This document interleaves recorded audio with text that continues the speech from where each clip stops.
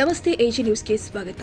ಯಾದಗಿರಿ ಜಿಲ್ಲೆಯನ್ನ ಹಸಿಬರ ಪೀಡಿತ ಜಿಲ್ಲೆ ಅಂತ ಘೋಷಿಸಿ ಬೆಳೆ ಪರಿಹಾರ ಎಕರೆಗೆ ಕನಿಷ್ಠ 25,000 ಹೆಚ್ಚಿಸಿ ರೈತರ ಸಾಲ ಮನ್ನಾ ಮಾಡಿ ಹಾಗೂ ಯುದ್ಧೋಪಾದಿಯಲ್ಲಿ ಪ್ರವಾಹದ ಪರಿಹಾರ ಕ್ರಮವನ್ನು ಕೈಗೊಳ್ಳುವುದು ಸೇರಿ ಹಲವು ಬೇಡಿಕೆಗಳ ಈಡೇರಿಕೆಗೆ ಒತ್ತಾಯಿಸಿ ಅಖಿಲ ಭಾರತ ರೈತ ಕೃಷಿ ಕಾರ್ಮಿಕರ ಸಂಘಟನೆ ಹಾಗೂ socialist unity centre of India Yadgir ಜಿಲ್ಲಾ ಸಮಿತಿಗಳು ಜಂಟಿಯಾಗಿ ಇಂದು ಯಾದಗಿರಿ ನಗರದ ಸುಭಾಷ್ ವೃತ್ತದಲ್ಲಿ ಪ್ರತಿಭಟನೆ ಹಮ್ಮಿಕೊಳ್ಳಲಾಗಿತ್ತು.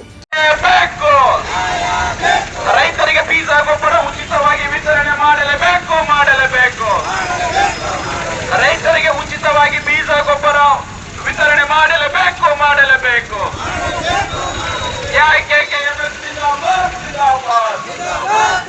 ಎಸ್ಯುಸೆ ಕಮ್ಯುನಿಸ್ಟ್ ಜಿಂದಾಬಾದ್.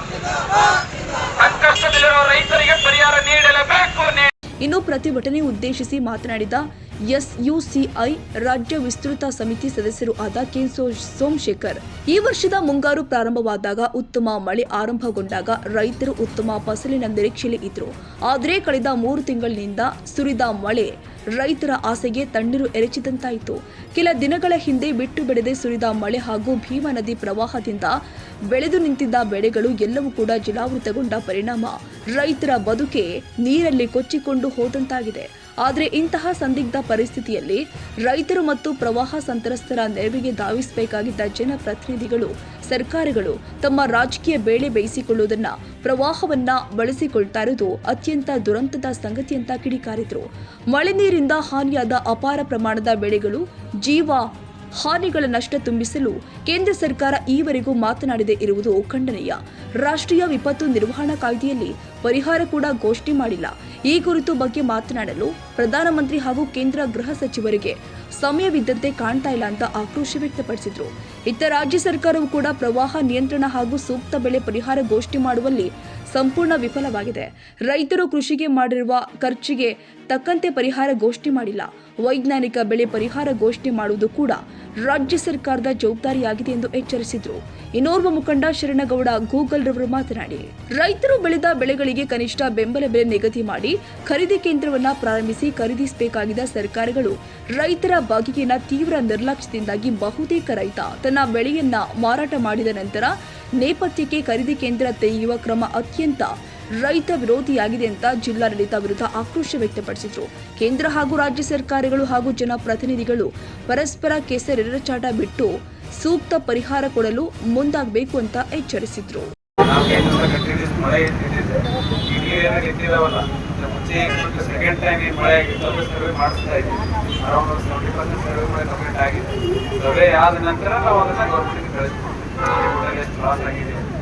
ಯಾರು ರೈತರು ಲಾಸ್ ಆಗಿದೆ ಅಂತ ನಮ್ಮ ಗೈಡ್ಲೈನ್ಸ್ ಪ್ರಕಾರ ಅವ್ರಿಗೆ ನಾವು ಪರಿಹಾರ ಇದೆಲ್ಲ ಈ ಹಳ್ಳಿಗಳಲ್ಲಿ ಯಾರು ಹೋಗಿಲ್ಲ ಸರ್. ಇವರೆಲ್ಲ ಇಲ್ಲೇ ಮಾಡಿ ಸುತ್ತಮುತ್ತಿರೋರು ಇವರೆಲ್ಲ ನಮ್ಮದು ಜಾಯಿಂಟ್ ಸಮೀಕ್ಷೆ ಮಾಡ್ತಾ ಇದ್ದಾರೆ. ನಮ್ಮ ಅಗ್ರಿಕಲ್ಚರ್, ರೆವಿನ್ಯೂ ಮತ್ತು ಹಾರ್ಟಿಕಲ್ಚರ್ ಇಲಾಖೆಯಿಂದ ಜಾಯಿಂಟ್ ಸಮೀಕ್ಷೆ ಮಾಡ್ತಾ ಇದ್ದಾರೆ. 6 ಕಡೆ ಹೋಗಿಲ್ಲ ಸರ್.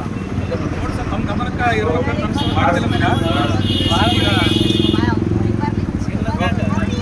ನೀವು ಈ ಹಳ್ಳಿಗಳಲ್ಲಿ ಬರ್ತೀವಿ ನಾವು. ಇಲ್ಲಿ ಹಳ್ಳಿಗಳಲ್ಲೆಲ್ಲ ಒಂದು ಸರ್ವೇನೇ ಇಲ್ಲ ಸರ್. ಒಂದು ಸಲ ಇನ್ನೊಂದು ಸಲ ನಾವು ವಿವೇಗೌಡರು ಕಂದಾಯ ಕನ್ನಡಿಗರ ಮೆಚ್ಚಿನ ನಿಮ್ಮ ಎಜೆ 24/7 ನ್ಯೂಸ್ ಕನ್ನಡ ವಾಹಿನಿ ಇದೀಗ ಟಿವಿಯಲ್ಲಿ ಲಭ್ಯ. ವೇಳೆ ನೋಟಿಸ್ ಕೊಟ್ಟಿದ್ರೆ ವಾಪಸ್ ತಗೋತೀವಿ. ಇವತ್ತು ವಕ್ಫ್ ಪ್ರಾಪರ್ಟಿ ಅಂತೇಳಿ ಬರ್ತದೆ ಅಂತ ಹೇಳಿದ್ರೆ ರೈತರ ಬೀದಿಗೆ ಬದಲು ಏನ್ ಮಾಡ್ಬೇಕಾಗತ್ತೆ? ಯಾರು ವೋಟ್ ಹಾಕಿಲ್ಲ ಅಂದ್ರೆ ಗ್ಯಾರಂಟಿನೆಲ್ಲ ಸ್ಟಾಪ್ ಮಾಡ್ಬಿಡ್ತೀವಿ.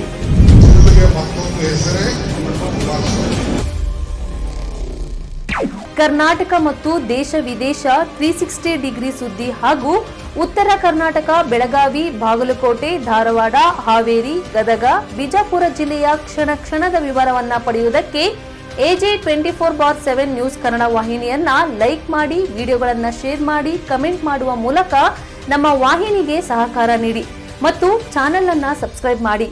ಧನ್ಯವಾದಗಳು.